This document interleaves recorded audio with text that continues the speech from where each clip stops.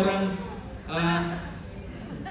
Meron na lumabas na art card, parang hindi ka na pwede mag-back out. yun nga po eh. Is it true? Pero ako, initially po, yes. But parang mas nilalakad po yung schedule na magkasama kami ni Mama.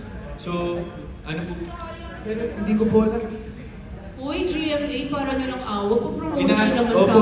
sa kapamilya si Alden. Yes. Kasi kami naman din naman. Pero hindi, inaayos pa po talaga as of today. Pero yun nga po, medyo nagkaroon ng tweaking sa schedule. Pero yes, definitely po, mangyayari po yan for the prom po na, For the prom. ng Family of Two. Dito. Wow. Kailangan kasama Mas nila. maganda ngayon magkasama kayong dalawa. Yes. Ang magiging. Bukas may tape, well, hindi ko na kung pwede sabihin, pero may taping ako for a show na lalabas next Sunday. Yes. Tapos Sundays. Pero how do you feel, ate, na yung dati mong show na katapat nyo ay pupunta ka doon tutungtong ka for the first time? Oh, well, ngayon po kasi dito, Alan, parang kita naman natin kung gaano naka-diversified yung free TV natin. Of course, Saka wala na yung Network wars. po eh. And you know, parang the partnership of ABS-CBN and GMA right now is very fluid to the point na hinahayaan po talagang magtawid bakod po yung mga artista ng parehong stasyon.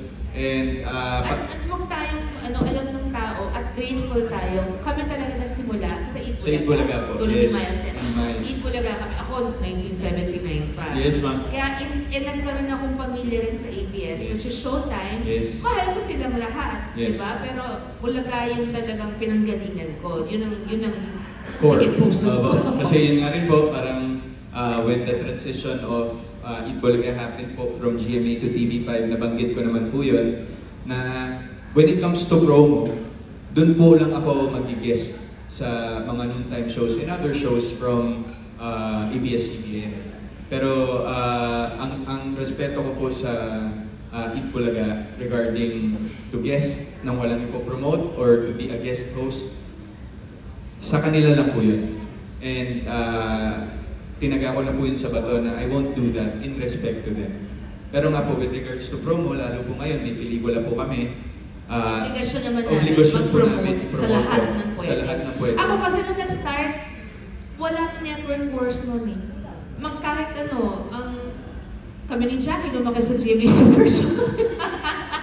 Ang Eat Bulaga nasa RPN 9. Lahat na ng studio noon, nalipot ko na. Ang TSCS started with IBC 13 before ABS-CBN piloted us. So, I mean, I've been through all so, I'm used to that. We're going back to that, which is nice for the industry. Yeah. Yes. Pero then, okay ka rin ba sa EAT, if ever? Kung papayagan po ako, opo naman. Always po yan. Okay. Ito talaga yung tanong ko sa'yo, ate. Medyo personal.